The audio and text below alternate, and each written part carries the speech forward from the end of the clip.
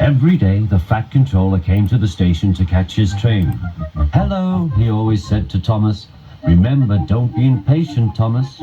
You can never be as strong and fast as Gordon, but you can be a really useful engine. Don't let the silly trucks tease you."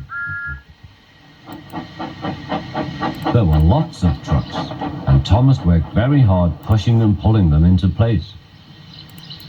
There was also a small coach and two strange things his driver called cranes. "That's the breakdown train," he told Thomas. "The cranes are for lifting heavy things like engines and coaches and trucks." One day Thomas was in the yard. Suddenly he heard an engine whistling. "Help! Help!" A goods train came rushing through much too fast. The engine was James, and he was frightened. His brake blocks were on fire. They're pushing me, he panted. On, laughed the trucks. Still whistling, "Help! Help!" Poor James disappeared. "I'd like to teach those trucks a lesson," said Thomas the Tank Engine.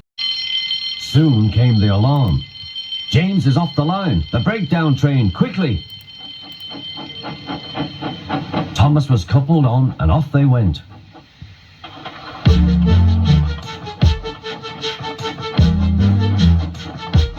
Thomas worked his hardest. "Hurry, hurry, hurry," he puffed.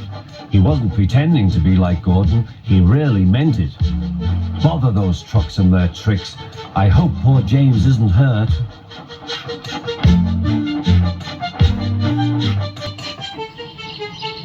James's driver and fireman were feeling him all over to see if he was hurt. "Never mind, James," they said. "It wasn't your fault. It was those wooden brakes they gave you. We always said they were no good." Thomas pushed the breakdown train alongside. Then he pulled the unhurt trucks out of the way. Oh dear, they groaned.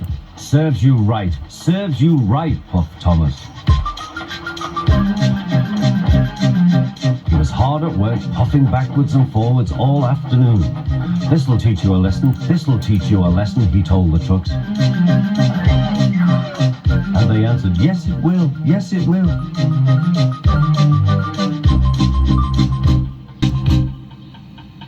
They left the broken trucks, then with two cranes they put James back on the rails.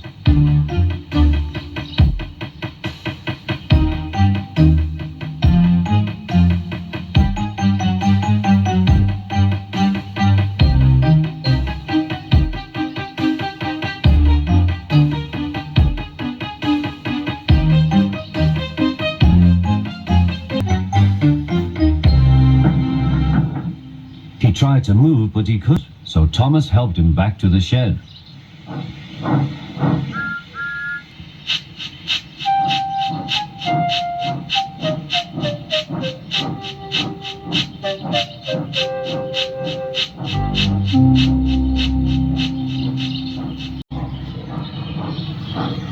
The Fat Controller was waiting anxiously for them. "Well, Thomas," he said, "I've heard all about it and I'm very pleased with you. You're a really useful engine. James shall have some proper brakes and a new coat of paint, and you shall have a branch line all to yourself." "Oh, thank you, sir," said Thomas. Now Thomas is as happy as can be. He has a branch line and two coaches called Annie and Clara. He puffs proudly backwards and forwards with them all day.